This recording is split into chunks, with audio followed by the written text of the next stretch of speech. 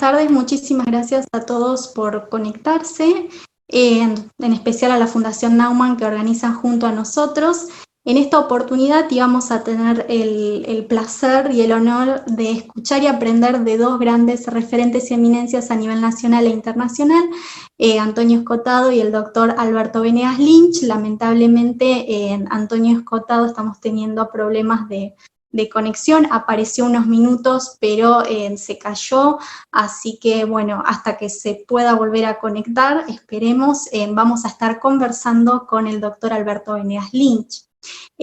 Alberto Venegas Lynch tiene 2 doctorados completados, es doctor en Ciencias Económicas y doctor en Ciencias de Dirección, escribió 27 libros, es miembro de la Academia Nacional de Ciencias Económicas y de Ciencias y además es presidente del Consejo Académico de la Fundación Libertad y Progreso. Un dato a tener en cuenta es que junto con Antonio Escotado ganaron el premio Juan de Mariana, Antonio Escotado en el 2019 y el doctor Alberto Venegas Lynch en el 2017. Bueno, vayan mandando las preguntas que tengan a Alberto Venegas Lynch, la verdad que es un placer poder escucharlo siempre y aprender junto a él. Bueno, la primera pregunta que tengo justamente es que en el último tiempo se ha ido proliferando lo que es el feminismo liberal, una corriente acá en la Argentina, y yo quería saber la opinión del doctor Alberto Venegas Lynch sobre el tema.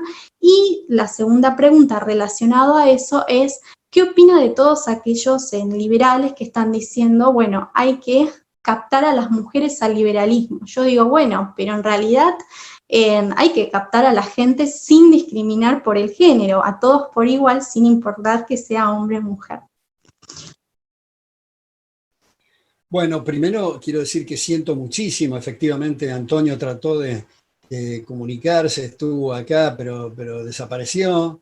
Él se mudó a Ibiza, pero tiene una persona que le hace de apoyo logístico, me dijo, todos los mails yo se los copié a Candelaria, ahí Nati y también Esteban y yo antes le pasamos los enlaces por 3 canales distintos, así que bueno, no sé qué ha ocurrido, siento muchísimo. Y mi querido Antonio me ha mandado varios mails y todo. Bueno, respecto de lo que estaba comentando Nati recién, me parece que es muy interesante mostrar que el origen del feminismo en la tradición de pensamiento liberal es de Mary Wollstonecraft. Mary Wollstonecraft escribió un libro que se llama The Vindication of Woman.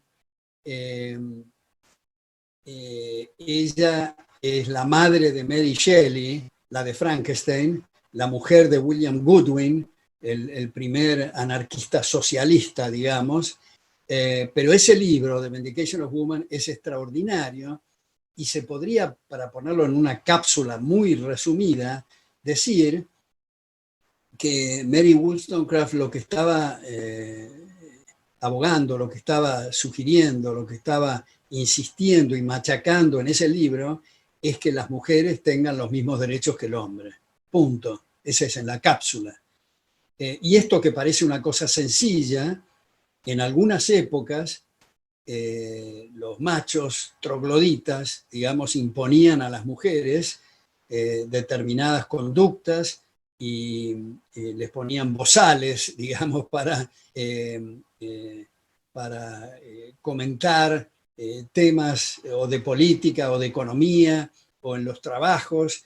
Era básicamente considerada por estos machos trogloditas como una cosa, digamos, para las relaciones sexuales y para ocuparse de la cocina y la costura, básicamente, una cosa infame. Y esto que nos parece muy alejado, hay ciertos sedimentos en la actualidad de esos machos trogloditas. Si uno observa y hace un zoom, ya que estamos en Zoom, digamos, hace un zoom en relaciones sociales, cuando mujeres empiezan a exponer temas, hay machos, incluso los maridos de esas mujeres, que se sienten inferiores, acomplejados y que están incómodos cuando hay esas exposiciones, de manera que eso no ha desaparecido. Pero lo que podríamos llamar el feminismo moderno se ha degradado en algo que no tiene nada que ver con el respeto a la mujer, sino yo diría en una falta de respeto fenomenal a la mujer. Por ejemplo, cuando se pretenden establecer cuotas en centros académicos, cuotas en lugares laborables o en centros políticos, que me parece que es una humillación que la mujer entre por una cuota en lugar de por su eficiencia. Entonces, cuando se dice, y Nati estaba citando algunos que dicen hay que darle participación a las mujeres en ciertas proporciones, en ciertos lugares, que es el equivalente, digamos, de las cuotas, es lo mismo, es tan humillante y desagradable, es lo mismo que decir vamos a darle cabida a los que tienen pie plano, o a los que tienen ojos celestes, o los que miden menos de 1,40, más de 1,40, etc.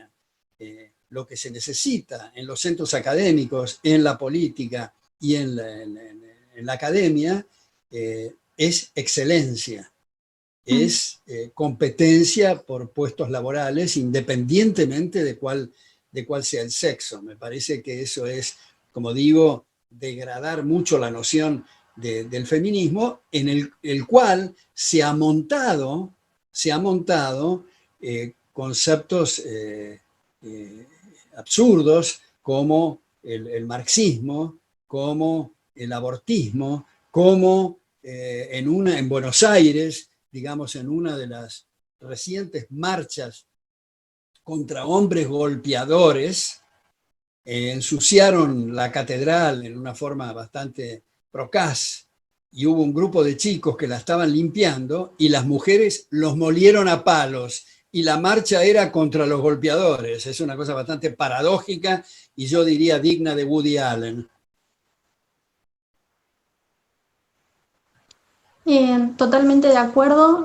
Otra de las preguntas, y están preguntando mucho por el tema de la pandemia, el avasallamiento sobre las libertades individuales, y quiero relacionarlo con otra pregunta que tengo, que es, el individuo tiene, ante una pandemia, ante casos de tanta incertidumbre, tiene mucho miedo a lo que se dice a la muerte, ¿no? Entonces, y ese miedo a la muerte es como que nos priva de actuar, de accionar, esa acción humana que siempre dice Mises. La verdad nos convertimos ante esta situación de tanta incertidumbre en un sujeto pasivo. Quiero preguntarle qué opina sobre eso, por qué el individuo tiene esa pasividad y si se puede revertir, o es algo de la naturaleza y la esencia del ser humano. Bueno, ahí veo que Antonio está por entrar. Me estaba concentrando en Antonio. ¿Cuál es el tema que dijiste? Perdón, Nati. Sobre que ante esta pandemia, el avasallamiento sobre las libertades individuales. Sí. Bueno, me parece importantísima esa pregunta, porque yo diría esto, Nati. No sé si estarás de acuerdo, los que nos están oyendo, espero que lo discutan y lo podamos ver desde distintos ángulos. Yo creo que cuando se trata de una pandemia, hay dos instancias. Primera, cuando aparece la vacuna. Y la otra capítulo es cuando no hay vacuna, que es lo que estamos padeciendo actualmente. Cuando hay vacuna, cambia por completo el rol del gobierno. Porque la gente que está preocupada, como vos decías, Nati, con la muerte, con la enfermedad, que es natural, y cree que hay riesgos en lugares bailables, en centros comerciales, en medios de transporte, en lo que fuera, lugares de trabajo, pide el certificado de la vacuna. Y el gobierno no tiene nada que hacer en esto. Algunos piden el certificado y otros que no les importa no piden el certificado. Ahora, cuando no hay vacuna, como es esta situación, la cosa me parece a mí que es completamente distinta. Porque ¿cuál es la función del gobierno en esta instancia del proceso de evolución cultural? no sabemos el día de mañana, hay debates muy interesantes en otros carriles sobre el monopolio de la fuerza, que como siempre estamos discutiendo las mismas cosas, no tenemos tiempo de elaborar sobre esos otros debates, solamente con estudiantes muy aventajados en grupos muy reducidos. Pero cierro esta digresión para decir, la función del gobierno es proteger derechos. Y cuando hay monóxido de carbono, cuando alguien arroja ácido sulfúrico en el jardín del vecino, el gobierno tiene que intervenir, porque es una lesión de derechos. Lo mismo es un contagio. Ahora, viene la gran pregunta, ¿cómo diablos se hace para que el gobierno proteja de los contagios? Bueno, la verdad es que hay un enorme signo de interrogación en el mundo, en Alemania, en Taiwán, en Corea del Sur, en países civilizados y no civilizados. Lo que creo es que nosotros los economistas o los politicólogos tenemos en ese sentido muy poco que decir porque no sabemos nada. Ni siquiera los infectólogos y los médicos saben. Están más o menos a los manotazos. Por supuesto que yo creo que hay que poner la confianza en médicos que merezcan confianza, porque no todos los médicos merecen confianza, pero hay muchos en la Argentina, hay muchos en el mundo. Yo pongo el ejemplo, por ejemplo, este doctor en medicina, Anthony Fauci, que es el médico del gobierno estadounidense, que se pelea permanentemente con este personaje tan peculiar que es el morador de la Casa Blanca, y a cada rato le discute, pero lo que dice Fauci, lo que dicen muchos médicos en la Argentina, el último que lo ha dicho es el doctor Eduardo López, que es médico del hospital Gutiérrez, que hay que federalizar, que hay que descentralizar, que no se puede poner todo en la misma bolsa, todos los países, ni siquiera las mismas regiones del país. Hay que descentralizar. Ahora, ¿cómo se maneja esto? Si los running, si la peluquería, si el bailable, si, qué sé yo, no, me supera ese tema. No quisiera estar yo en la posición de un gobernante en esto. Pongo un ejemplo de un miembro del gobierno de la ciudad de Buenos Aires, que confieso que por muchos antecedentes y muchas cosas que han ocurrido en el gobierno fallido anterior, que empezó con ese bailecito pornográfica en la Casa de Gobierno con la banda presidencial, siguió con la intención de designar 2 miembros de la Corte por decreto, siguió con el aumento de los ministerios y siguió con lo que es del dominio público, un fracaso total. De manera que no tengo simpatía a esos que han actuado en la primera fila, aunque tengo esperanzas que otros que no han actuado en la primera fila y forman parte de la oposición cambien su discurso, como de hecho lo han cambiado, especialmente diría yo en el interbloque radical, que tengo la esperanza que se acerquen al mejor político de la historia de la Argentina, que es Leandro Alem, un admirador de Jefferson, y que insistía, y su frase más conocida es: el mejor gobierno es el que menos gobierna. Bueno, habiendo hecho esta digresión, digo que el ministro de Salud de la ciudad de Buenos Aires, Fernán Quirós, me da pena.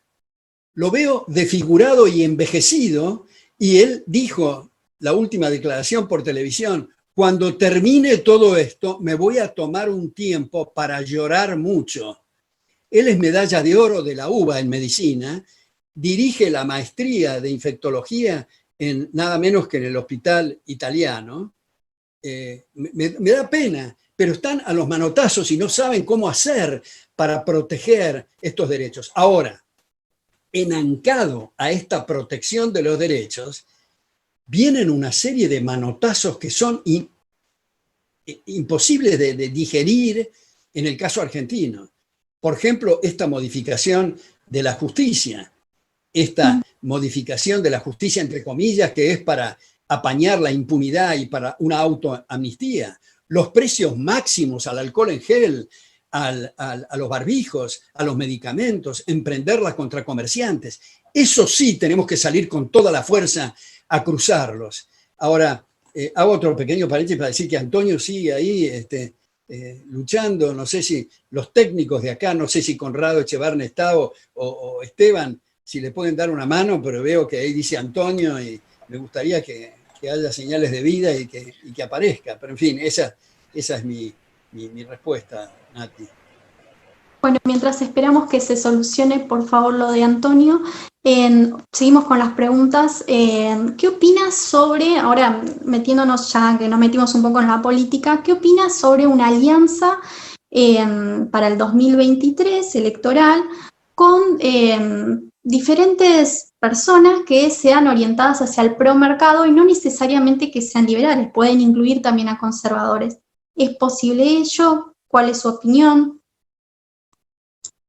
Bueno, primero, Nati, me parece que sería interesante decir qué queremos manifestar cuando hablamos de conservadores. Yo creo que también aquí hay dos capítulos. Uno, los que quieren conservar la vida, la propiedad y la libertad. No es eso lo que queremos decir cuando hablamos de conservadores. Los que quieren conservar la vida, la libertad y la propiedad, esa triada sagrada y excelente, son liberales. Cuando decimos conservadores, queremos decir aquellos que están enredados en telarañas mentales y no pueden salir del statu quo. Todo lo nuevo les desespera, además de que creen en la alianza del poder político con la religión o las iglesias, creen en el proteccionismo, son cuasi socialistas, algunos semifascistas. Eso es lo que Hayek quería decir en el postscriptum de Constitution of Liberty, los fundamentos de la libertad, cuando hablaba de por qué no soy conservador. Ahora, tengo muchos buenos amigos y colegas que creen que es bueno hacer una alianza, como recién decías, Nati, para las próximas elecciones legislativas. Yo personalmente creo, a lo mejor exagero cuál es la situación del momento, pero veo que se está cayendo la estantería. Estamos en una situación gravísima, sin perjuicio de lo que decíamos, Nati, antes de entrar al aire, de los elementos para ser tan optimista, especialmente de gente joven, en distintas fundaciones, empezando por Libertad y Progreso, pero muchas otras, en Corrientes, en Tucumán, en Santa Fe, en Mendoza, en Córdoba, en fin, que están dando peleas extraordinarias en la batalla cultural. Pero creo que es tan grave la situación que yo no haría ningún movimiento para fraccionar o debilitar en lo más mínimo esta oposición que milagrosamente tenemos del 41% y con peso en ambas cámaras, más en diputados que en senadores. Me parece que habría que tratar de acercarse a ellos para tratar de marcar la agenda, correr el eje para que se acerquen lo más posible, como digo, el interbloque radical a ese extraordinario personaje, Leandro Alem, que el radicalismo se desfiguró a partir de la Declaración de Avellaneda de 1945. Es de esperar que retomen sus fuentes. Seguramente no podrán usar el lenguaje que vos, Nati, y yo utilizaríamos porque es tan atrasada la batalla cultural que el político no puede utilizar un lenguaje que la gente no tiene la menor idea de qué es lo que se le está hablando. Habitualmente pongo el ejemplo del individuo que está hablando sueco con una audiencia hispanoparlante. El primer principio para poder comunicarse en sueco es que la audiencia hispanoparlante entienda sueco. Si no entiende sueco, mira para otro lado y no entiende lo que está diciendo. Estamos muy atrasados, por ejemplo, lo que decíamos recién, del control de precios. Hace 4.000 años que venimos de fracaso en fracaso con el control de precios y todavía seguimos con esta cuestión. Es una cosa increíble. Entonces, a mí me parece que habría que fortalecer esta oposición que milagrosamente se constituyó. Ahora, ¿cuál es mi interpretación? ¿Por qué la gente votó y apareció esta oposición? Yo creo que la enorme mayoría no fue para apoyar la gestión fracasada de la gestión anterior. Fue un grito desesperado para tratar de conservar principios fundamentales como la libertad de prensa y lo que queda en pie de la justicia. Eso es lo que creo que debe ser la interpretación de esa oposición, y espero que los que estén en las bancas ahora y los que estén en el futuro sepan interpretar esto y no estemos con la cantinela desgraciada del populismo, porque no hay margen para estatismo. Estamos en un estado elefantiásico con impuestos insoportables, una deuda externa colosal, déficits increíbles, y no le echemos la culpa a la pandemia a esto. Es el gasto público fenomenal que ha venido aumentando en los últimos 70 años, pero especialmente en los últimos 15 o 20 años, un desmadre general de esto, ¿no? Entonces, mi opinión con respecto a los amigos bien intencionados y colegas que quieren hacer esto, yo diría que no lo hagan en esta instancia, lo cual no quiere decir en ninguna instancia que se haga. Yo personalmente, a mí me convenció Ezequiel Gallo, mi querido Ezequiel Gallo, en una reunión, una vez que le preguntaron qué opinaba de la constitución de un partido liberal. Ezequiel dijo: yo creo que nunca, nunca habría que establecer un partido liberal, porque empiezan las confusiones como en Colombia o en nuestra provincia de Corrientes. Decime, ¿vos sos liberal del liberalismo o liberal del Partido Liberal? Y empezamos ya con las confusiones. El espíritu liberal debería de estar en una república en todos los partidos. Ahora, de todas formas, cualquiera sea el nombre, otro partido se podrá constituir cuando la situación sea otra, tenemos otro oxígeno. Yo veo una cosa muy al borde del abismo, lo que está hoy ocurriendo, que no podemos dar el margen, y desde luego alguien podrá decir: no, nuestra idea no es fraccionar ni debilitar, pero si se está en campaña, alguien tiene que criticar a lo que existe para poder formar ese partido, si no, ¿para qué diablo forma otro partido? Y no sé, haría al que... No sé si querés que sigamos hablando, Nati, para no hacer un silencio acá.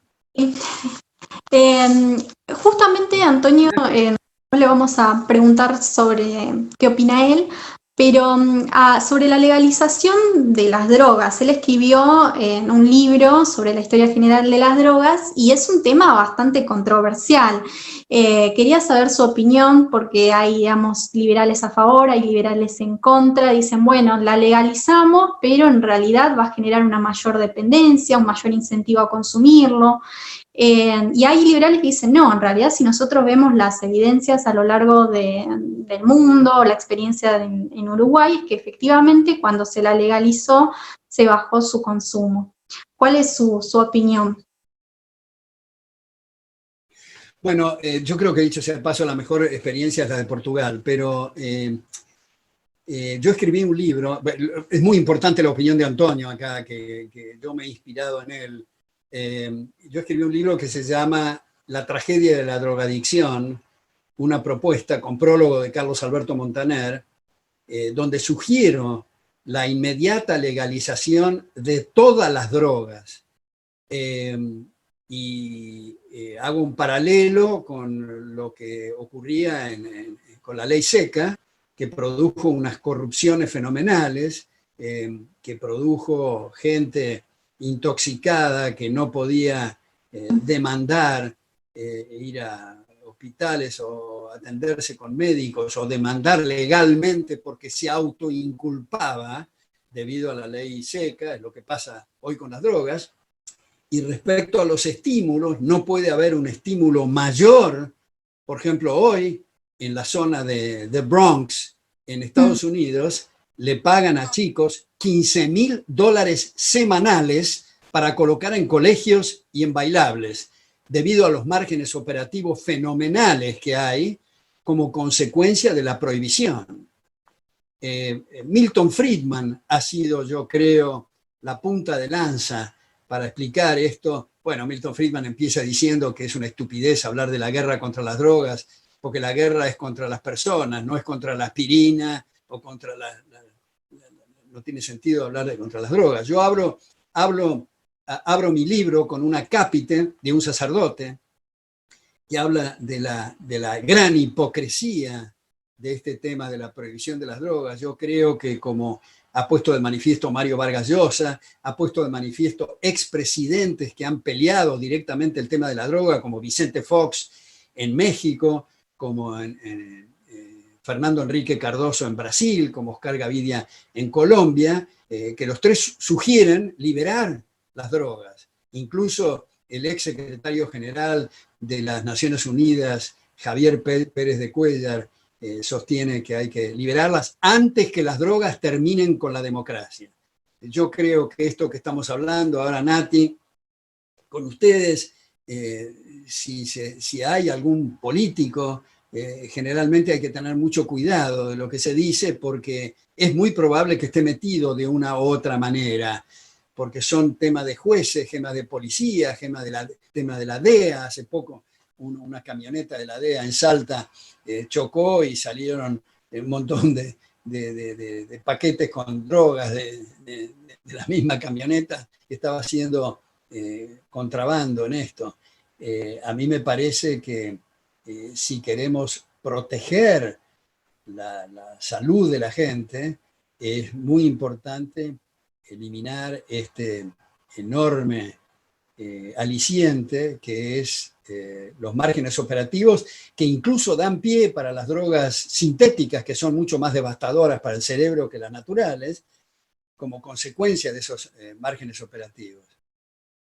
Ahora, me parece en este punto muy importante, yo aprovecho para decir, ahí me parece que están entrando. Sí, Bueno, tenemos ahora señal de vida. Sí, pero yo ahora no sí me consta que vives. Sí. Ya, estoy encantado de confirmarlo, querido. Ahora. Bueno. Ahora. ¿Se oye bien? Ahora, Nati tiene una pregunta para ti que me la hicieron a mí y no me corresponde. Me parece que es para ti la pregunta. Sí, usted te escribió. Muchísimas gracias por aceptar la invitación. La verdad es que es un honor, Antonio. Usted escribió 2 libros sobre la historia general de las drogas. Yo quiero saber cuál es su opinión sobre la legalización de las drogas, cuál es mirando la experiencia a nivel mundial, y qué opina de aquellos que dicen, bueno, pero si legalizamos la droga, en realidad lo que va a pasar es que va a incrementar el consumo, va a haber más gente dependiente. ¿Qué opina? Esa pregunta es terriblemente ignorante.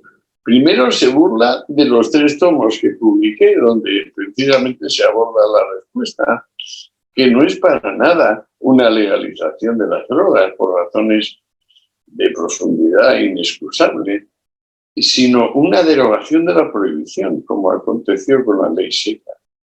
Lo del salto exponencial de consumo.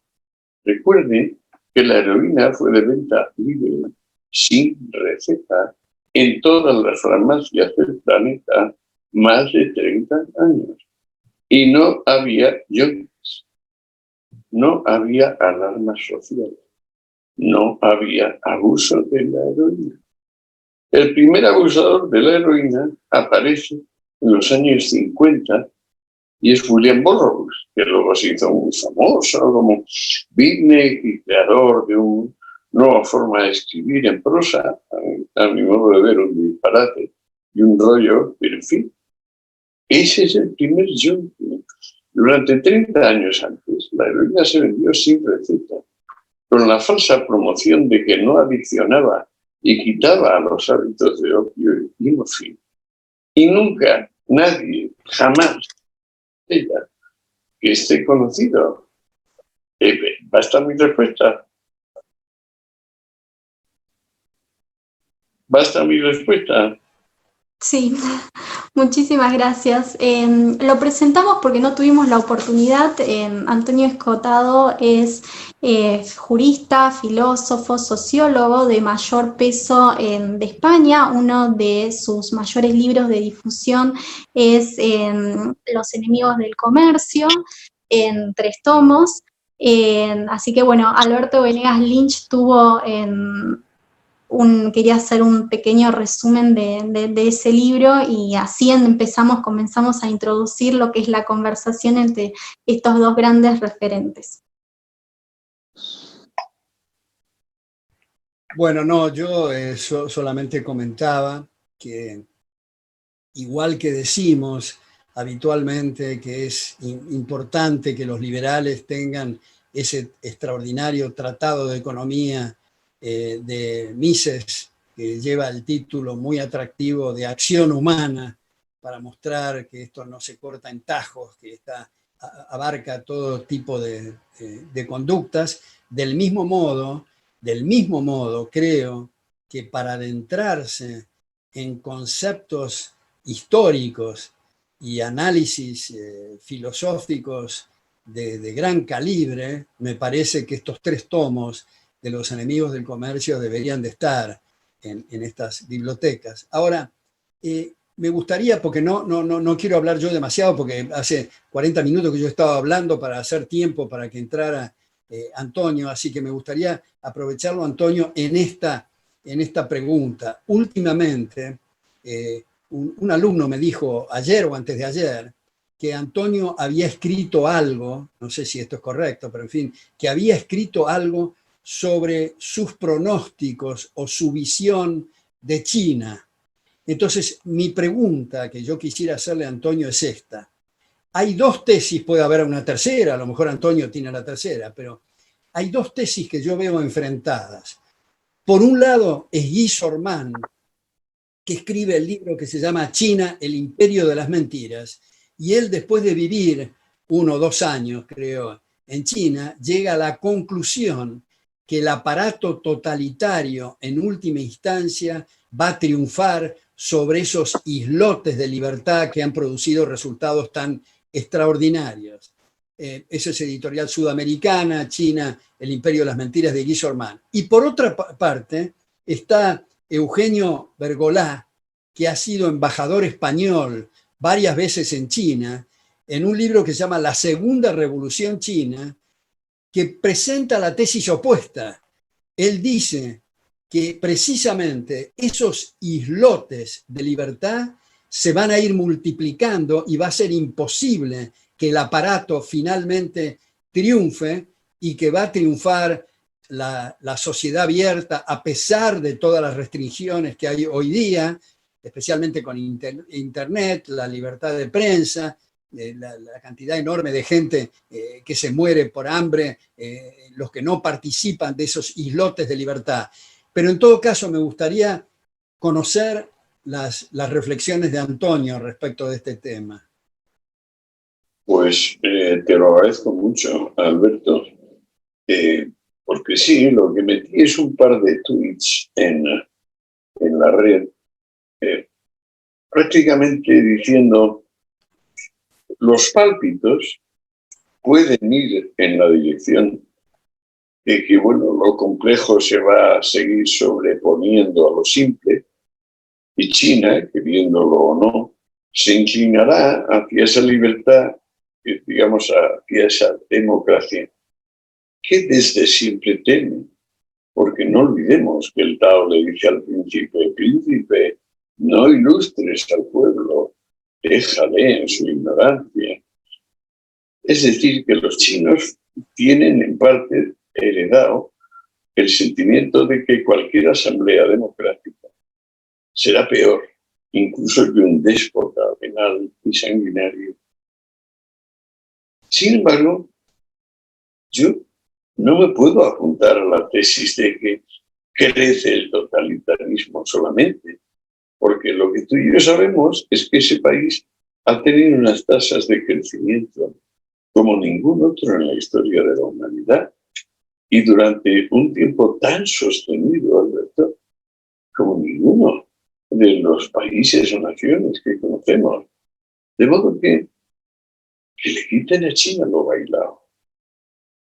Si quieren, que desprecien la obra de Deng Xiaoping, aquel enanito que no llegaba al 1,60 m, no llegaba al 1,60 m, 1,69 tenía, 1,59 tenía Deng. Por ejemplo, ese hombre devolvió la idea del lucro privado, Alberto. El lucro privado como una institución benéfica para todos, es decir, sometible y perfectamente aprobada por el imperativo categórico kantiano. obra de tal manera que tus actos puedan convertirse en regla de conducta universal. Educo privado. Claro, esto ha sido una revolución tremenda. Yo no sé qué piensas tú. Ahora, por favor, dime tú cuál es tu posición sobre Chile. Sí, no, pero me gustaría saltearme yo y aprovecharte más, Antonio, porque debido a los problemas tecnológicos y especialmente a tu amigo Raúl, se ha demorado tu participación y has podido hablar poco, así que me gustaría elaborar también. Hay un libro tuyo que tiene una colección de tus artículos que se llama Frente al Miedo, que ha sido editado en 2015 y que lo aproveché mucho a ese libro y me gustaría si pudiéramos elaborar o si pudieras elaborar sobre eso que dices de la responsabilidad de cada uno, que hemos la libertad hemos de ganarla día a día, dices tú en ese libro. Y a mí me da la impresión, Antonio, que si la gente de buena voluntad, que está inclinada hacia la libertad, hacia los derechos individuales, hacia la propiedad privada, dedicaría algo, aunque sea una porción muy pequeña de su tiempo, todos los días, no estaríamos en el mundo con los problemas que estamos. Creo que los padres fundadores en Estados Unidos, especialmente Jefferson, al decir que el precio de la libertad es la eterna vigilancia, yo creo que no es una exageración decir que todos los días o todas las noches antes de acostarnos deberíamos de preguntarnos ¿qué hice hoy para que me respeten? Y si la respuesta es nada, es la consecuencia que estamos viviendo. Hay mucha gente que piensa, bueno, Antonio Escotado es un intelectual de envergadura, es él el que se tiene que ocupar de defendernos mientras yo me ocupo de mis arbitrajes privados, que digamos son muy legítimos los negocios privados, pero habría que dedicar algo de tiempo, no importa a qué se dedique la persona, sea la música, la jardinería o lo que fuera, destinar algún tiempo a que lo respeten. Me gustaría, si en esa frase tuya, la libertad hemos de ganarla día a día, si puedes elaborar un poco sobre eso. Otra vez, gracias, Alberto. Es que Hegel decía que para amar la libertad hay que ser libre. Lo decía a propósito de los griegos. Y decía, los griegos llegaron a amar la libertad porque llegaron a ser libres. Ser libre es gozar la libertad, no solo conquistarla, gozarla, convertirla en sustancia, en esencia de la vida. Y en la práctica, claro, esto se manifiesta en que estás obligado a ser admirable, que es necesario que cada mañana hagas algo para que tu vecino al acostarse piense igual de bien o mejor de ti que el día previo. Es decir, las personas deben esforzarse en hacer actos admirables. O sea, no se está hablando de la virtud de otros, se está hablando de la virtud propia.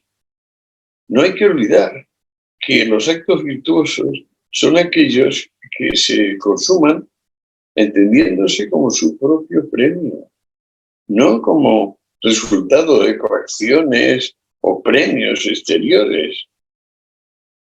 Aristóteles dedica toda una gran parte de la ética Nicómaco y también de las otras éticas a eso, a mostrar hasta qué punto esto es completamente práctico y concreto. Por ejemplo, el hombre debe ser liberal con su dinero, pero no pródigo. Y mucho peor, por supuesto, tacaño, roñoso. Pero esto va sucediendo con todos y cada uno de los ánimos humanos. Lo único que necesitamos es amar la libertad. Y ojo, para amar la libertad, Alberto, a mi juicio, es preciso amar la curiosidad. Es preciso amar todo lo que no es nuestro ombligo, todo lo que no es nuestro lo privado de vida. Y entonces, si tenemos curiosidad, finalmente ya somos con eso mismo, científicos. Científicos de verdad, ¿no? Como estas tonterías que ahora dicen, los científicos dicen que el escarabajo no sé qué, sin darse cuenta que deberían decir los entomólogos, por supuesto, porque son los que se dedican a los escarabajos. ¿Qué te parece? Me parece que defines muy bien lo que es la aventura del pensamiento, la curiosidad, el estar, en ese sentido, Karl Popper hace poco en Libertad y Progreso me sugería la gran Candelaria Elizalde que hablara sobre la sociedad abierta y sus enemigos, y Popper elabora mucho sobre que en el conocimiento nunca llegamos a una etapa final, estamos siempre en evolución, en procesos de descubrimiento. De falsa, ¿Cómo, perdón? De falsa habilidad, como decía Popper. Estamos siempre dentro de falsa habilidad. Sigue, por favor. Claro.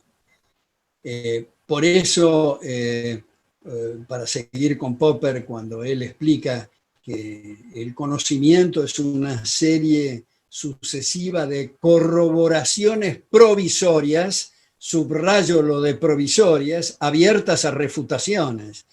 Y en ese sentido, la curiosidad, escarbar, te quiero contar algo que me ha ocurrido en estos días, a propósito del descubrimiento. Estoy preparando una columna en eso, y es de un personaje que me ha resultado especialmente atractivo, que es Lafayette. Fíjate que he descubierto en ese personaje que, como se sabe, lo que es de público conocimiento es que Washington lo designó general en la Guerra de la Independencia en Estados Unidos y participó como militar muy activamente en la Revolución Francesa antes de la Contrarrevolución, cuando tomaron los jacobinos tuvo que fugarse a Bélgica, pero lo que no se conoce de Lafayette es sus estudios. Es cierto que Montesquieu, que Constant, que Madame de Staël, que Voltaire, Diderot, d'Alembert, en fin, lo ha explorado, pero hay un estudioso, Turgot, que lo había estudiado Lafayette en trabajos muy pocos conocidos por el público. Yo lo que voy ahora en mi texto poner, lo que creo que es por primera vez se pone en el mundo hispanoparlante, algunos textos de Turgot que habían sido estudiados por Lafayette. O sea, no era un individuo de armas y de sables vacío, sino de un gran contenido. Lo que pasa es que ha escrito muy poco. Una de sus cosas más difundidas es una composición que le hicieron hacer a él cuando tenía 15 años sobre lo que es la diferencia entre la fuerza bruta y el intelecto, que es una maravilla esa composición. Ahora, estos trabajos de Turgot, que los ha explorado, son realmente notables, que es lo que le permitió que él, siendo miembro de esa asamblea de los 3 estados en la Revolución Francesa, junto con Mercier de la Rivière, pudiera elaborar sobre la Declaración de los Derechos del Hombre, que cuando la gente livianamente dice la igualdad en Francia, no ve que en el segundo punto del artículo de la Declaración de los Derechos del Hombre está referido expresamente que dice la igualdad de derechos de cada uno, y en el primero habla de la propiedad privada, junto con Mercier de la Rivière, y curiosamente algo que he explorado y descubierto en algunas biografías de Lafayette, que a veces lo pasan por alto o es un pasaje que lo pasa rápidamente, que desde el otro lado del océano Jefferson lo estaba asesorando a Lafayette para esa declaración de los derechos del hombre. En resumen, me fui un poco por las ramas, pero solo quería ilustrar lo que estabas diciendo, Antonio, de la importancia de la curiosidad y la satisfacción enorme, digamos, podemos decir, un orgasmo intelectual, cuando uno descubre nuevos personajes como Lafayette, o nuevos conceptos, o cuando uno se da cuenta que tiene que corregirse de una cosa anterior que ha dicho. Por ejemplo, lo que te decía Antonio en nuestra conversación tan agradable anterior que tuvimos por Zoom, decía que te debo a ti, a través de alumnos míos de la Universidad de Buenos Aires, el haber abandonado mi posición absurda y contradictoria de la prohibición de las drogas. Gracias a ti, lo quiero subrayar nuevamente. Y cuando uno descubre ese error, en realidad uno siente que ha mejorado, que ha dado un pasito, aunque sea milimétrico, en la buena dirección. Completamente, completamente, Alberto. Es que Lafayette a mí siempre me ha parecido súper interesante, porque yo estudié con bastante proximidad a Jefferson, traduje partes de su obra también, y Lafayette es un señor lo único que me ha mosqueado es saber que era miembro activo de los masones carbonarios. Eso me ha dejado un poco helado. Digo, ¿no será que este hombre puede tener un lado, un coté como así excéntrico, puramente excéntrico? Porque ya lo de masón carbonario no lo entiendo, me parece heroico todo lo que hace en América, lo que hace luego en Francia, o sea, el teórico que es de la libertad política, práctica, y su ejemplo, me parece todo fantástico. Y me encanta sobre todo lo que dices de el orgasmo de descubrir que estabas equivocado. Es decir, cómo al irse abriendo la historia, entonces descubres que por fortuna no eres tú solo, de repente tú eres la historia, tú ya eres el mundo, y entonces te puedes librar de esa autorreferencia, que a mi juicio es la verdadera rémora del ser humano, esa cosa de atenerse a sí mismo cuando uno todavía no es sí mismo, porque finalmente sí mismo es lo otro, es decir, es la realidad del mundo, es la riqueza infinita de lo real, ¿no? Y claro, eso toma tiempo.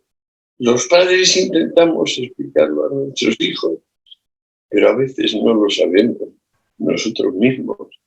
Y claro, bueno, ahí se rueda la bola, ahí va la rueda del destino, haciéndonos. Yo creo que tú y yo coincidimos mucho y no sé a qué punto me honra y me alegra ser amigo tuyo, aunque sea desde hace poco. Pero vamos viendo que hay más razones para saludar, festejar, celebrar, que para entristecerse. Y mira que, por ejemplo, yo he pasado por lo que no tiene nombre, que es perder un hijo. Porque hay nombre para huérfanos y huérfanas, no hay nombre para el padre o la madre que se queda sin él. Pero a pesar de todo, yo sigo siendo como tú, optimista. Hay un elán vital, una fuerza, un sí interior que anima las cosas y al hombre de buena fe. Porque si falta fe, amigos, ya estamos mal desde el principio. ¿Qué te parece? Fíjate que en relación a lo que estás diciendo del vínculo con los otros, ahora para un seminario que yo sugerí que copiáramos, ya que estamos en la pandemia, el sistema del Liberty Fund, pero como no lo podemos hacer presencial, hacerlo por Zoom, y en lugar de hacerlo 15 personas, hacerlo 8, y se lo sugerí al rector de la Universidad del SEMA, y lo bauticé como el Foro de la Libertad, y vamos a tener un primer encuentro ahora próximamente. Y uno de los temas que yo sugerí que se discutiera ahí es este paper de Hayek, que fue una conferencia del año 45 en Dublin, que se llama Individualismo verdadero y falso, donde Hayek ahí explica, y me hizo recordar lo que tú decías recién en relación con el otro, que hay la maldita costumbre de endilgar a los individualistas la caricatura como si fueran aislacionistas, en lugar de señalar que precisamente la cooperación social y la división del trabajo hace que nos relacionemos. El mismo proteccionismo, los aranceles, el veneno del nacionalismo, son aislacionistas. Los que critican al individualismo son realmente aislacionistas. Parece que los individualistas somos narcisistas o somos individuos cerrados a la relación con los demás. Y Hayek lo explica muy bien. Dicho sea de paso, te cuento, Antonio, que mi padre lo tradujo al castellano a principios de los años 60, a ese libro en su Centro de Estudios para la Libertad. Y también te agrego de paso que gracias a mi padre yo soy liberal y no tendríamos esta conversación contigo ni esta amistad cibernética o virtual si no fuera porque mi padre me mostró otros lados de la biblioteca, porque si no yo sería probablemente trotskista o keynesiano, para decir lo menos. Exacto, exactamente, sí. A mí mi padre no me pudo ayudar tanto porque era un hombre encantador, lleno de cualidades, pero no era estudioso. Y entonces, pues no, estos matices, pues no le interesaban y entonces no me los transmitió. Tuve que irlos descubriendo pues solo, con ayuda de amigos. Lo que pasa es que en cierto momento de la vida uno siente que el tiempo se puede emplear mejor o peor. Sé que es prácticamente imposible que una persona, digamos a los 15 o a los 50, se plantee, pero ¿no será lo verdadero todo aquello que no soy yo? Es decir, no deberé atender a todo lo distinto de mi universo privado para entender algo. Para empezar, de mi universo privado, bueno, eso no se lo puedo pedir, ni a los 15 ni a los 50. Eso es una idea que es relativamente profunda o abismal incluso, de la condición humana y de la naturaleza de lo que es. Dime, te veo con ganas de hablar. Sí, ahora, Antonio, si a Nati le parece bien, me gustaría, si nos puedes contar, Antonio, cuáles fueron las lecturas y los pensamientos que te hicieron inclinarte hacia la tradición de pensamiento liberal. ¿Cómo fue ese cambio? Yo he quedado, y nunca lo he hecho, pero alguna vez a lo mejor lo escribo, un libro con mis amigos liberales, honestos, intelectuales, muy inteligentes, ex-marxistas, que les he preguntado en distintos momentos qué es la lectura, qué hizo el clic, qué es lo que más le gustaba del lado de las izquierdas y qué es lo que hizo el tránsito. No sé si, Nati, te parece bien que lo podamos oír, Antonio, en esto. Perfecto, me parece. Pues sí. Yo empecé estudiando como la crème de la crème del pensamiento marxista. Intenté ver si Marx, a quien adoraba entonces y tenía por verdad objetiva, si Marx tenía algún intérprete en el siglo XX. Y encontré básicamente a Georgi Lukács y a Karl Korsch. Ya también había algún otro, porque no sé si recuerdas que el propio Vogel fue marxista cerrado en los comienzos, luego por supuesto fue totalmente anti-marxista. Pero yo estudié a Lukács y estudié a Korsch. Me di cuenta que Lukács era mucho más profundo, que tenía mucha más obra. Y de paso estaba estudiando pensamiento medieval. Dije, me dio la falera aquella, Juan Escoto, Dibújame, gente así. Y era una especie de alternancia entre Lukács y la alta teología medieval, de la primera época medieval. Y claro, acabé comprendiendo todo como si pusieses las palabras con mayúscula. sea, el proletario era proletario con P mayúscula. La conciencia de clase era conciencia de clase con mayúscula. O sea, era como una explicación que se basaba en aumentar todo y sustancializar todo.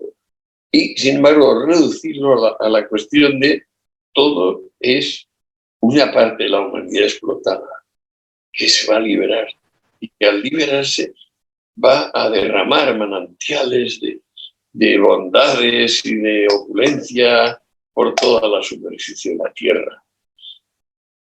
¿Quién me sacó de esto? Pues yo diría que empezó a sacarme de esto Schumpeter, con el capitalismo, socialismo y democracia. Y luego ya empecé a deleitarme a fondo con él y ya a leerlo todo. Quedé alucinado con la teoría del desarrollo económico, que creo que es del año 13, que es un librito así, creo que es magistral, porque por primera vez dice, mire señora, aquí había un anillo producción-consumo, ¿no? Y el régimen general era la escasez. Bien, aquí ahora montamos una espiral llamada desarrollo, y entonces va a haber ciclos, va a haber altas y bajas, pero vamos para arriba en todo caso. Y entonces eso es la teoría del desarrollo, si no me equivoco, de Schumpeter. Y luego me he leído de los ciclos y sobre todo la historia del análisis. La historia del análisis económico es lo que yo intenté hacer con los enemigos del comercio, pero aplicado concretamente a la idea de que la propiedad es robot y el comercio es su instrumento. Y me quedé contento, claro, porque siguiendo eso, sin soltar eso, ir viendo fenómeno a fenómeno de los que iban aconteciendo, incluido Lafayette, por ejemplo, era una maravilla, ¿no? Pues todo un poco casaba, ¿no? Y aún ahora, a mi juicio, sigue haciéndolo.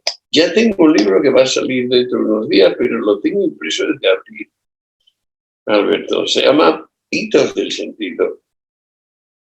Que me temo que es una mezcla... ¿Cómo, perdón? Hitos del Sentido. Hitos, con H. Y a su título dice Notas sobre la Grecia arcaica y clásica. Pero ya lo verás cuando lo veas. Habla mucho de Grecia arcaica y clásica, pero en realidad 2/3 son de otra cosa, que es una mezcla como de Josés final del anciano y como nunca. Ya veremos. Perdón que te interrumpa, Antonio. Esa lectura tuya de Schumpeter, Capitalismo, Democracia, Socialismo, ¿en qué año lo abordaste a ese libro? ¿En qué año estamos hablando? Muy bien preguntado, es que es totalmente pertinente. Muy tarde, yo diría que hubiera entrado en los años 90, digamos 92, 93. Es cuando yo recuerdo que he ojeado Capitalismo, Socialismo, Democracia, pero que no me lo he leído porque no lo entendía. Porque yo estaba en la posición, digamos, Juan Escoto Gribújena mezclado con Lukács, esa especie de cóctel enloquecido, donde permanecí años poniéndole mayúsculas a las palabras.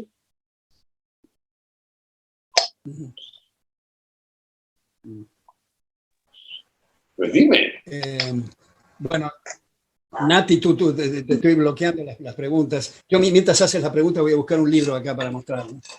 Bueno, primero vamos a invitar a la gente que sigan preguntando por el chat. La primera pregunta es sobre el aborto. ¿Qué opinas sobre la legalización del aborto en la Argentina? Es un tema bastante delicado, polémico, que siempre está en boca de todos y está en agenda, y queríamos saber su opinión. Me parece muy bien, la pregunta es profunda, pertinente, agradezco la oportunidad de explayarme. He sido, digamos, víctima personal, una vez de un aborto involuntario, otra vez de un aborto voluntario.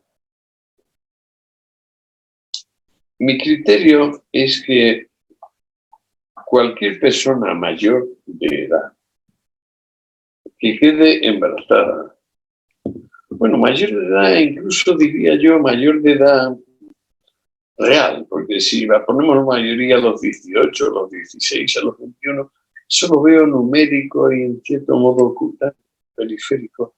Digo, cualquier persona con juicio más o menos adulto, debe decidir sobre si interrumpe o no su embarazo. Creo que el tema no es si el derecho pertenece a la mujer, sino, uno, si la sociedad tiene derecho a castigar a la mujer que aborta. Dos, si la mujer que aborta tiene derecho a pedir asistencia gratuita para ello, en cualquier caso, o solo en casos particulares. Vamos a lo primero. ¿Tiene derecho la sociedad a castigar la interrupción del embarazo? Aristóteles calculaba en 7 semanas la formación de algo parecido a un ser humano.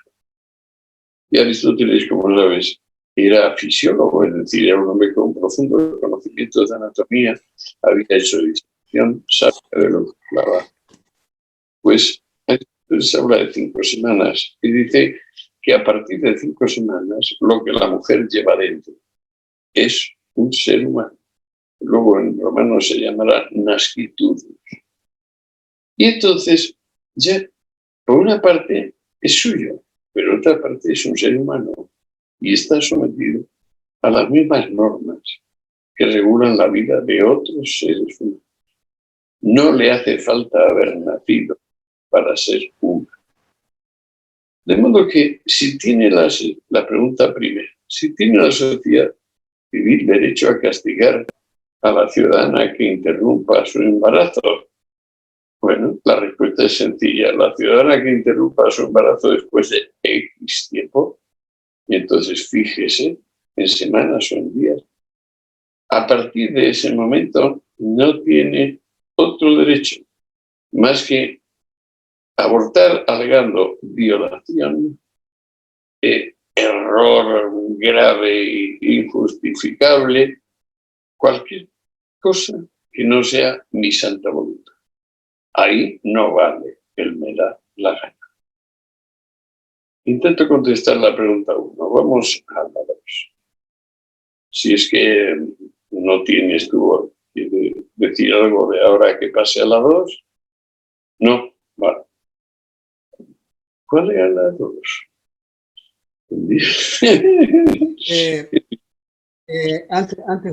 Antes de ir a otro capítulo, me gustaría dar Así es broma, respecto del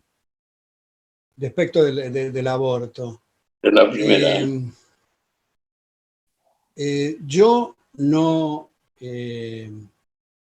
creo que esto es una cuestión que dependa de la instancia del embarazo. Yo creo, y en realidad lo que me estoy respaldando, es en lo que dice la ciencia. Por ejemplo, la Academia Nacional de Medicina en la Argentina. Desde el momento de la concepción hay un ser humano en acto con la carga genética completa, distinta del padre y de la madre. Me parece a mí que resulta una arbitrariedad el sostener que 5 minutos antes del alumbramiento hay una cosa distinta a 5 minutos después. Tan arbitrario es que me parece que para seguir con el razonamiento de un ser que nace, que no tiene una serie de facultades que tiene un niño o un adolescente, esa lógica podría incurrir en la justificación del infanticidio, puesto que no hay una mutación de la especie entre el momento de la concepción y durante los 9 meses. Y lamentablemente en esta instancia de la ciencia, como los niños y las niñas no crecen en los árboles, sino en el útero materno, mientras no haya transferencias de úteros, el hecho de, como se dice, interrumpir el el embarazo, que me parece que es una forma elegante de no referirse a homicidio en el seno materno, Sí. me parece que es cierto, absolutamente cierto, que la madre es dueña de su cuerpo, pero no es dueña del cuerpo de otro. Y como Exacto. digo, la carga genética está completa desde el momento de la concepción. Ahora, no podemos jugar nosotros a ser juristas ni ser jueces de cuál debe ser la reprimenda, si debe ser un tirón de orejas o debe ser la cárcel o cuál es la reprimenda. Ese va para otro capítulo. El hecho es que muchas veces se dice, bueno, pero alguien que rompe una semilla no está destruyendo un árbol. En realidad el que rompe una semilla está destruyendo algo del reino vegetal, y el que destruye un niño o una persona en el vientre materno está destruyendo una persona de la naturaleza humana que está en potencia de ser niño, adolescente, viejo, anciano, lo que fuera. Todos nosotros, los que estamos hablando acá, estamos en potencia de muchísimas cosas, pero somos seres humanos en acto. En otros términos, como Ronald Reagan ha dicho, que es una suerte para los abortistas que no se les haya aplicado la receta que ellos mismos patrocinan, porque si no estaríamos vivos. Me parece, respecto de la violación que se mencionó tangencialmente, que es el acto más repugnante que se pueda concebir, probablemente, pero eso no justifica la violación de otra, de otra vida. En ese sentido, el que ha comenzado con estas investigaciones genéticas ha sido Lejeune, Jérôme Lejeune en la Sorbona, pero yo tomo esta declaración última ahora de la Academia Nacional de Medicina Argentina, pero ha habido muchas declaraciones en ese sentido de médicos. A mí me parece uno de los espectáculos más tristes, como dice Ron Paul, el ex candidato a presidente 3 veces en Estados Unidos, probablemente no haya en la historia de la humanidad, subrayo, en la historia de la humanidad, un político de la envergadura de Ron Paul, su último libro que he escrito hace poco, que se llama Liberty Defined, donde está dedicado a Mises, a Hayek, a Rothbard, a Sennholz y a Leonard Read, mis 5 profesores de quien recibí clases presenciales, y es por orden alfabético, son 50 temas. El primero, por orden alfabético, es Abortion, donde él dice que le llama mucho la atención la gente que se opone a la pena de muerte para criminales y la quiere aplicar para inocentes. Julián Marías ha hecho un paralelo con respecto al aborto, diciendo que él le llama el síndrome Polonio, y hace un paralelo con Hamlet, donde se mata a una persona con una espada a través de una cortina sin ni siquiera mirarle la cara, diciendo que es un acto de una cobardía. Yo en un grupo de estudiantes una vez en la universidad les pasé un film que se llama The Silent Scream, el grito silencioso, donde se muestra en las primeras instancias de ese ser humano. Reconozco que yo me salí del aula porque no puedo ver eso, pero lo quería mostrar y exhibir para ver, me parece algo que en el mundo libre está ocurriendo, y a mí personalmente es algo que me parece un bochorno.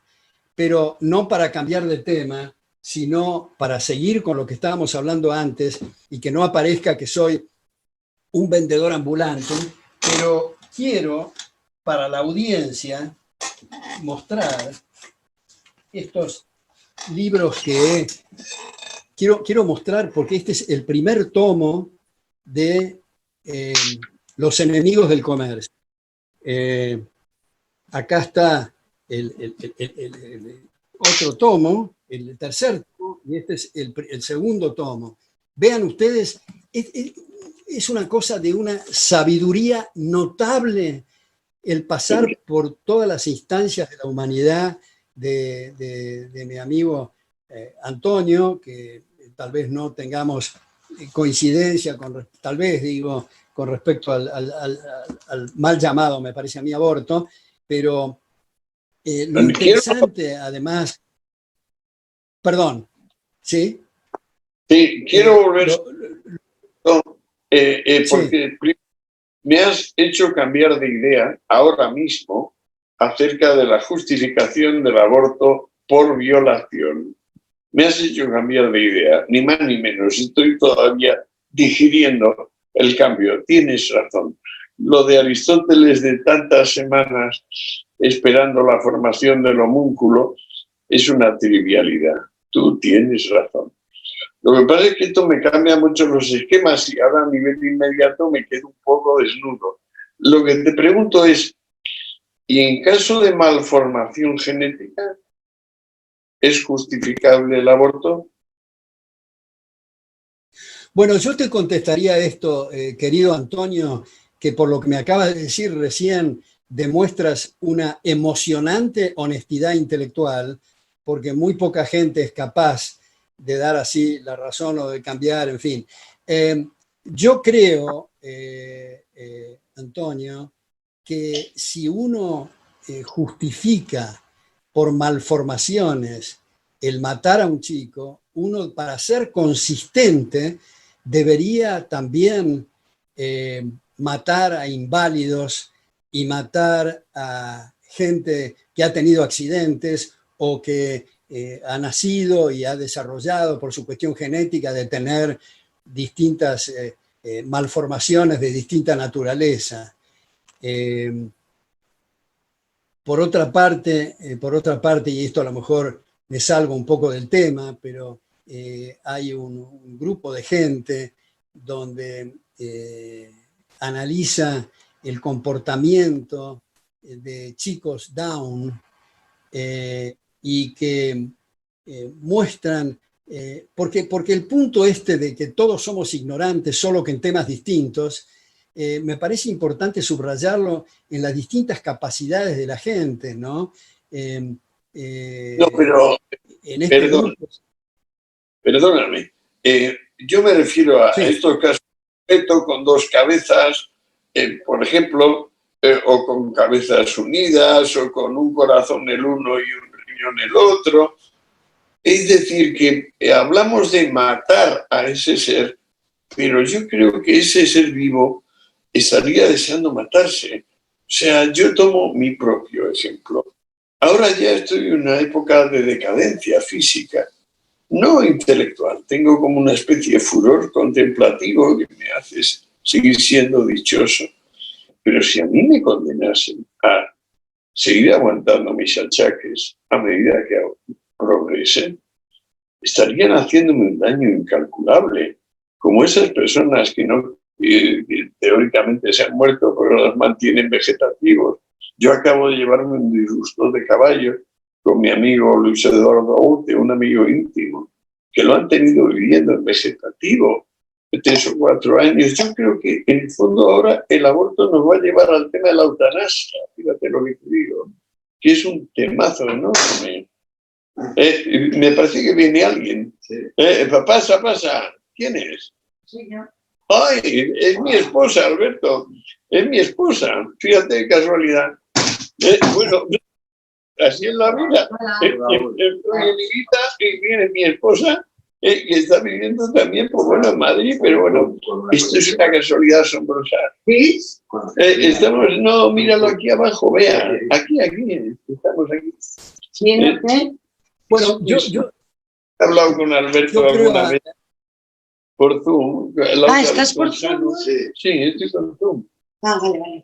Ahora, espéranos un rato, espéranos un rato, siéntate, ponte cómoda, o en la cama. Seguimos. Oye, si tú la llamas a tu mujer, yo la llamo a la mía, porque si no voy a estar en desventaja. Bueno, no, pero te quería decir esto, Antonio. Yo creo que tú tocas otro tema, que es el tema de la eutanasia.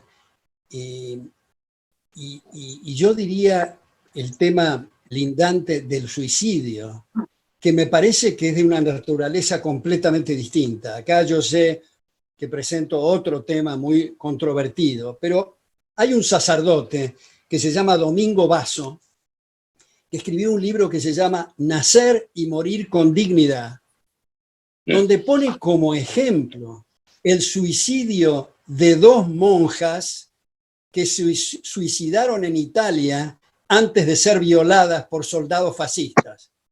Entonces, yo creo que el tema, hay una profesora en la Argentina también, hay dicho sea de paso, una persona que yo no sé si has conocido personalmente, pero en todo caso sé que tú has traducido su libro, que es Thomas Szasz, que escribió un libro sobre el suicidio que se llama La Última Libertad.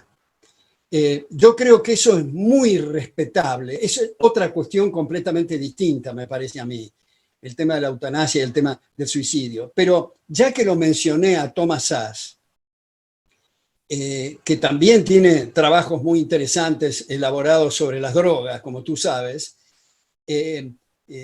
tú has traducido del inglés uno de los libros de él, pero lo que más me interesa, a lo mejor para la audiencia le puede interesar, es este concepto que refuta Thomas Szasz de la llamada enfermedad mental. Thomas Szasz dice que enfermedad, desde el punto de vista de la patología, es una lesión a un órgano, una lesión a una célula, a un tejido, pero no se puede ser enfermo de las ideas. Él dice que es un abuso del lenguaje y muchas veces abusos de psiquiatras y de psicólogos. El libro más conocido de él, le digo a quienes se han inscrito en este intercambio de ideas, se llama El mito de la enfermedad mental. The Myth of Mental Illness es el libro más conocido, aunque tiene muchos libros. Thomas Szasz, yo me he escrito con él en la época de la correspondencia, que era no por internet. Él comentó un trabajo, tuve el honor y la satisfacción que comentara un trabajo mío en un seminario que yo participé en Seúl a mediados de los años 90.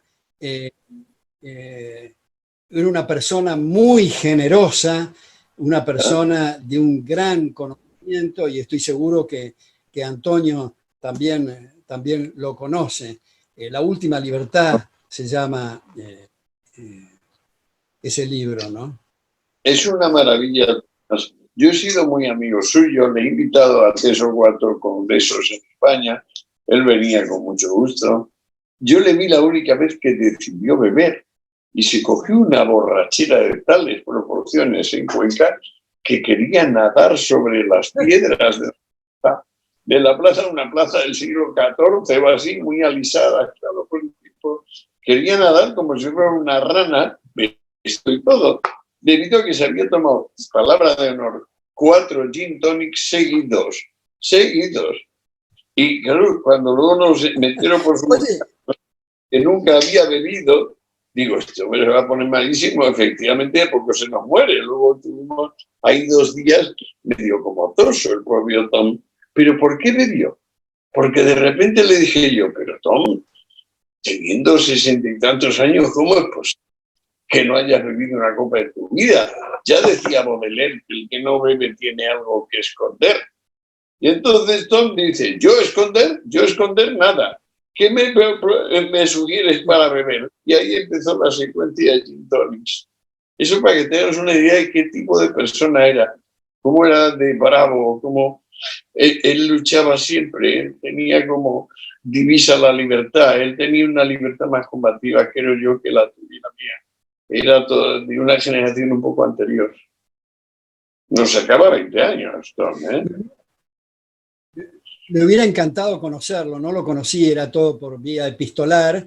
Lo invité una vez cuando yo era rector de SEADE para un acto de colación de grados y no pudo venir.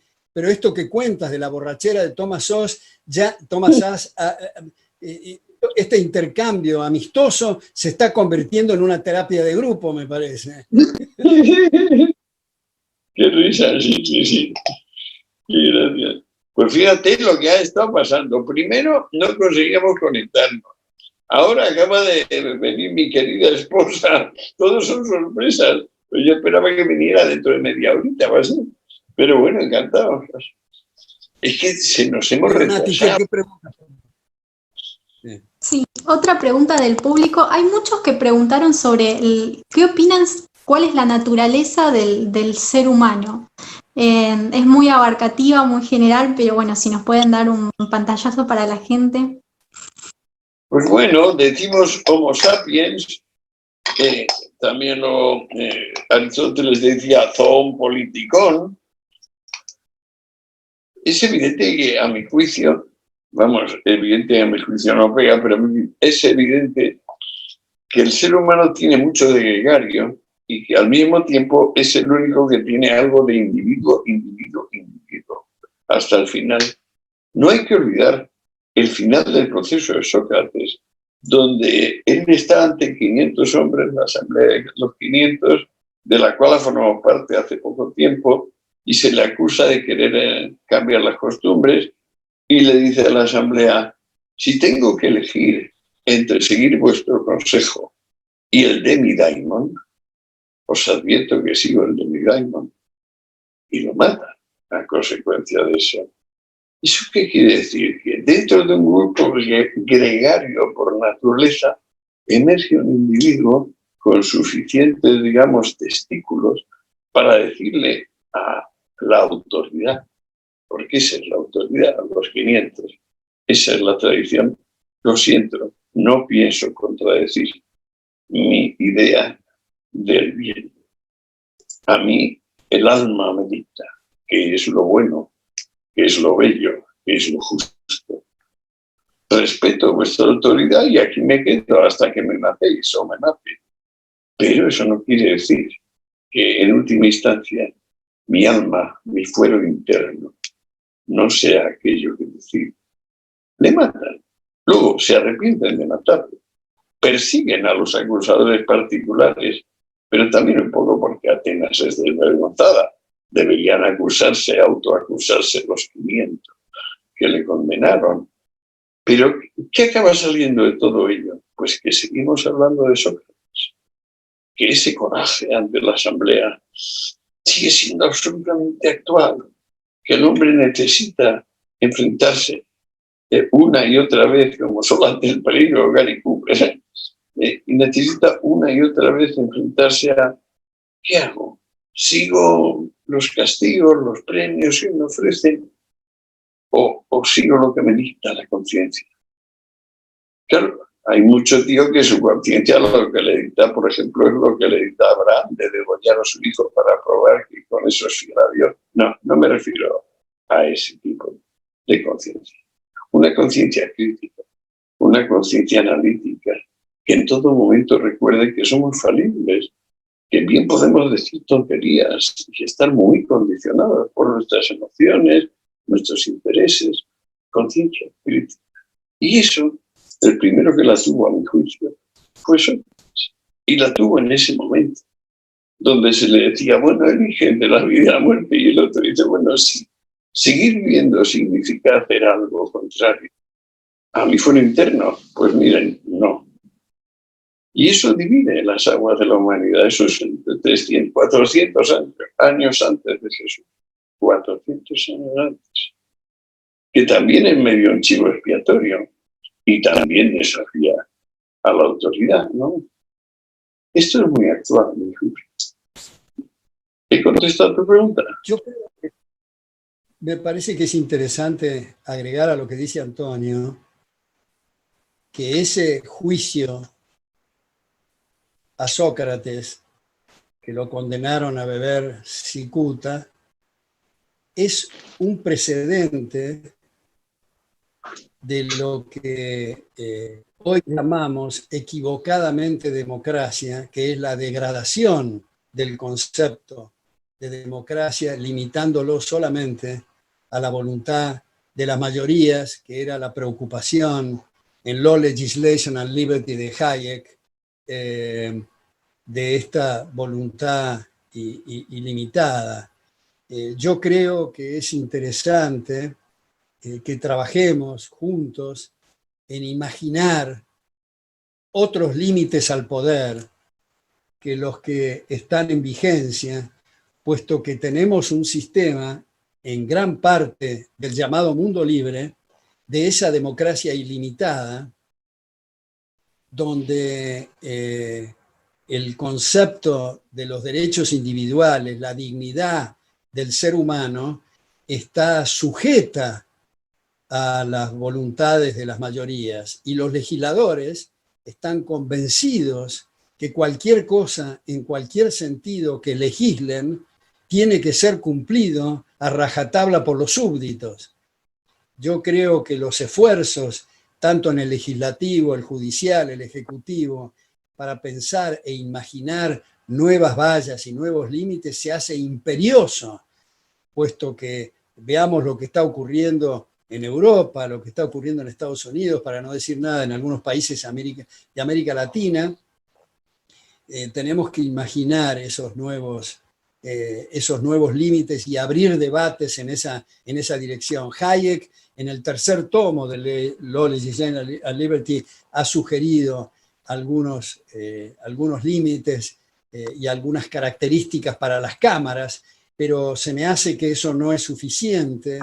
Debemos agregar al Poder Judicial y al Poder Ejecutivo para terminar con este sistema que se parece más bien a una ruleta rusa o a un sistema que podríamos denominar, creo que la última vez que conversamos, Antonio, te ponía como ejemplo a este constitucionalista argentino, Juan González Calderón, que sostenía que los demócratas de los números ni siquiera de números entienden, porque se basan en dos ecuaciones falsas, que es 50% más 1% igual al 100%, 50% menos 1% igual al 0%.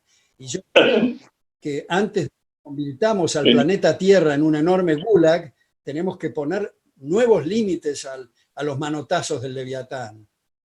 Sí, pero date cuenta que seríamos frívolos, diciendo que Sócrates era inocente. Sócrates no era inocente y lo sabía, y por eso aceptó la sentencia. También por eso le dieron a ofrecer la cicuta, que no te creas que era un derecho de todos, era un privilegio. A los criminales los dejaban morir de sed en las celdas, para no gastar ni un centavo en personas tan abyectas. No. Sócrates no era inocente.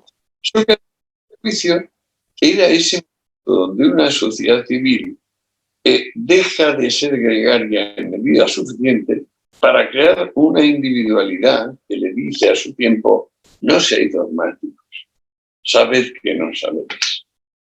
El pueblo griego llegó a tener esa individualidad, y al tenerla se dio cuenta que tenía en primera instancia que matarla, porque en la inmediatez no había otra solución. Había hecho el crimen de alta traición, había desobedecido a los 500 hombres que representaban a los 30.000 hombres libres que había entonces en la comarca de la Ática.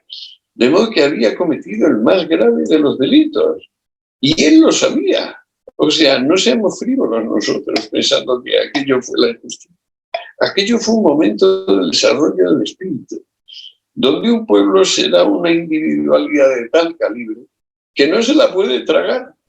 Y entonces, bueno, en los trances de medio ahogo y tal, primero lo mata, luego persigue a los acusadores, luego se echa la culpa y luego deja que vengan las escuelas a decir: él tenía razón, habéis matado al hombre que más valía, ¿cómo sois imbéciles? Hay que ser mucho más libres, mucho sinceros en adelante. Por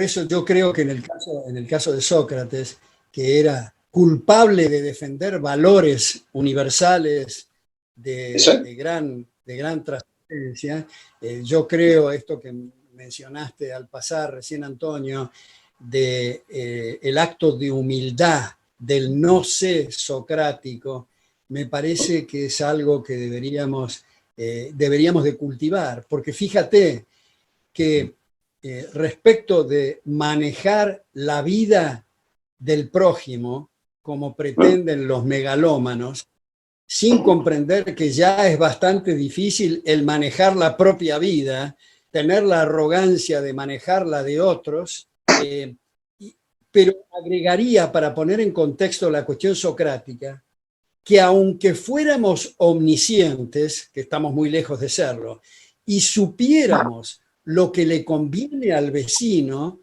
por una cuestión de respeto, no le podemos imponer nuestro proyecto al vecino, de manera que no es solo una cosa epistemológica de modestia intelectual, del no sé socrático, sino también y sobre todo de respeto, aunque nos resulte repugnante el proyecto de vida del vecino, siempre y cuando no lesione derechos de otros. Porque ahí en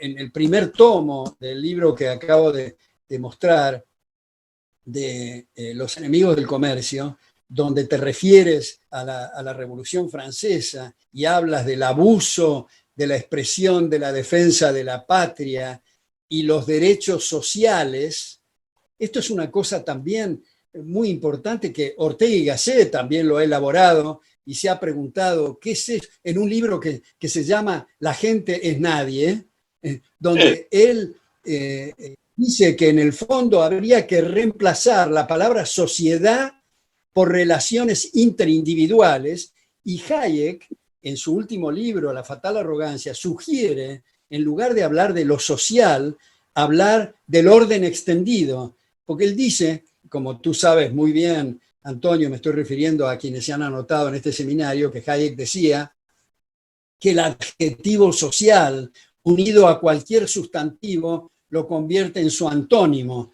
derechos sociales, constitucionalismo social, justicia social, etcétera, ¿no? Y me parece que es importante eso porque la idea del colectivismo entra por esta especie de manía del antropomorfismo, de tomar la sociedad como si fuera una persona, digamos, ¿no? El pueblo demanda, la nación quiere. Algunos periódicos yo veo que dicen Estados Unidos dijo y África le contestó. Es una cosa tragicómica, digamos. Totalmente, totalmente. Bueno, es que ese es un temazo que deberíamos abordar, desde hasta qué punto cuando hablan de social, lo que quieren es decir tan pobres como yo deseo que acabemos siendo todos, tan pobres y obedientes. Porque claro, esto no se podía decir hace 120 años, Alberto, pero tras 120 años de ver cómo ensayan la misma receta, la misma exactamente, y obtienen exactamente el mismo resultado, qué buena fe puede decirse que hay en los que manejan este discurso. Bueno, pues yo creo que es un problema de la gente, digamos, de las personas de 60 o 50 para abajo, que han tenido un grado de confort y de previsión social como nunca hasta ahora en la historia de la humanidad. Y entonces, pues bueno, de alguna manera se han debilitado. O sea, les ha entrado lo que se llamaría la molicie del amo. Y entonces, pues de repente, pues se han quedado atrofiados, un poco como en las condiciones de ingravidez se quedan los músculos, dicen, de los seres humanos, y que eso ocasiona un deterioro orgánico rapidísimo, el no pesar, porque el pesar es lo que nos equilibra. Y el pesar era para toda mi generación, la tuya y las anteriores, pues querer salir del nido cuanto antes, buscarse la vida, independizarse. Uno tenía un entusiasmo en descubrirse, en aventurarse. Yo creo que este ánimo, esta fibra, es lo que ahora se echa en falta y se experimenta como una especie de infelicidad amortiguada. El no desear los deseos, que decía en una de las Arduino, que ya es fuerte, lo de no desear los deseos. ¿A ti qué te parece? En ese contexto, Antonio, vuelvo a este paper o este ensayo de Hayek sobre individualismo que estoy viendo para este foro de la libertad que te comenté. Hay un pasaje de Hayek que me resultó interesante, que tiene cierto grado de originalidad, donde él dice bueno, que afortunadamente somos todos desiguales y por eso la cooperación social y la división del trabajo. Pero si fuéramos iguales, habría que tratar de forma desigual a la gente, porque si todos quieren ser médicos, si no hay ingenieros, si todos les gusta la misma mujer, habría que coordinar.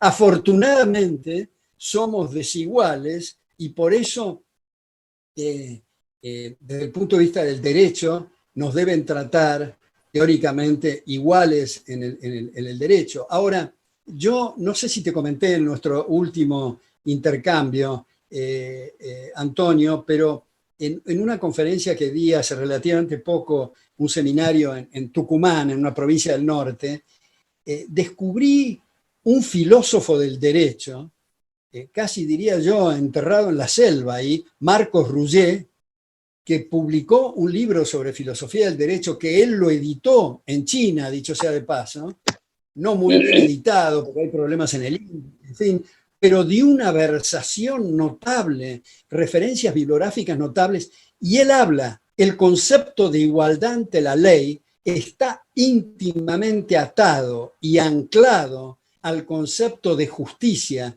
en el sentido clásico de dar a cada uno lo suyo, y lo suyo remite a la propiedad, porque si simplemente se habla de igualdad ante la ley, podemos interpretar la sandez que todos somos iguales para ir a un campo de concentración.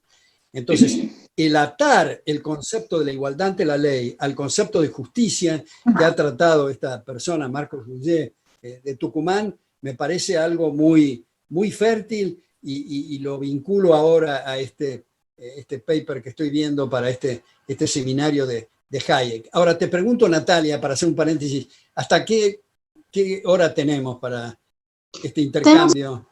Una pregunta más y ya vamos cerrando. Bueno.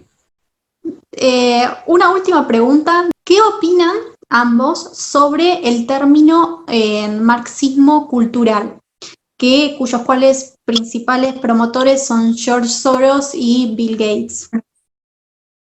¿Y quién? Bill Gates. ¿Quién es este? Bill Gates. Ah, Bill Gates. ¿Quién habla primero? Yo, por ejemplo. Tú. Eso me parece un propósito. Es algo así como, por ejemplo, leer al revés una palabra o algo así. Bill Gates es un gran benefactor de la humanidad, como es sabido.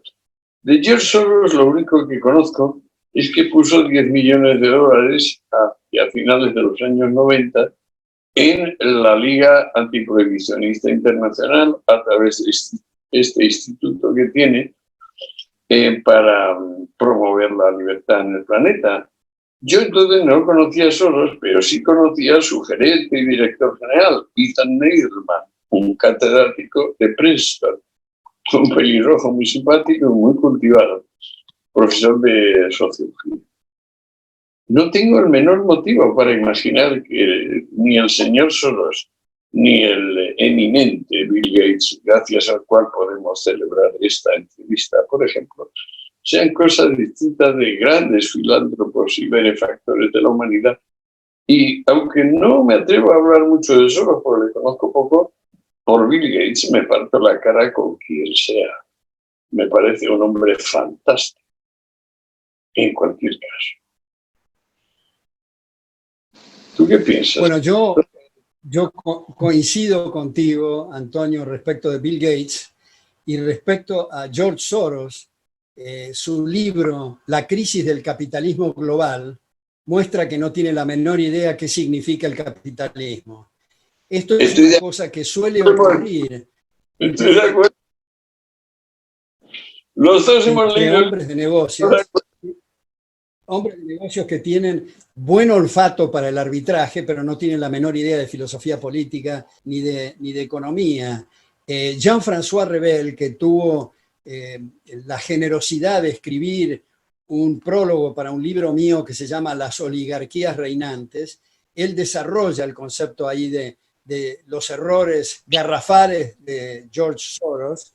Incluso en una revista que se llama The Atlantic Monthly, él tuvo que pedir disculpas por haber tergiversado, diría yo, lo que es ese modelito, y lo digo en un sentido peyorativo, que se enseña en algunas facultades de economía, de la competencia perfecta, que no ha entendido George Soros. Yo escribí varias cosas, ahí en YouTube está, para el que le interese, alguna charla mía sobre George Soros, mostrando sus deficiencias.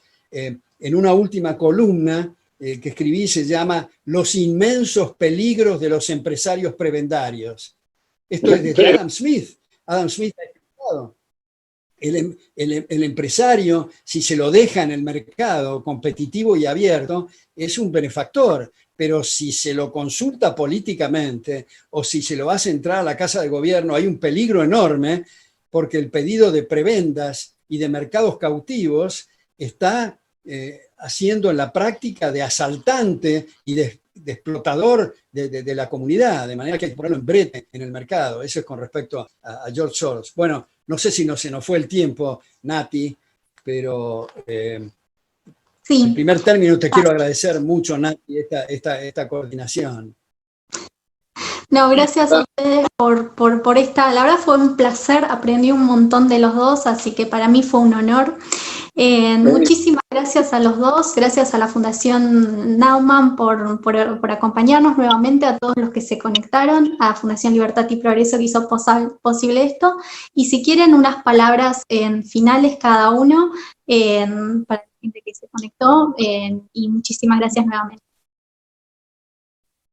Yo digo Mis palabras finales son para agradecer a la Fundación Libertad y Progreso y a la Fundación Naumann, agradecerle mucho a Nati y mandarle un abrazo muy especial a mi querido amigo cibernético Antonio, que ha sido como siempre un gran placer el intercambiar ideas y conversar contigo. Ay, maldición, solo nos falta tocarnos, Alberto. En nuestra amistad es reciente, pero profundísima, caudalosísima. Yo me encanta, Pero lo que pasa es que me exageren, colorado, porque dices cosas que no hay quien las escuche sin ponerse colorado. Y nada más, por otra parte, espero que sigamos conversando. Gracias a esta fundación o gracias a lo que sea, pero así, porque yo aprendo mucho de las cosas que me vas diciendo. Bueno, les mando un abrazo a todos y muchas gracias de nuevo. Gracias. Hasta pronto.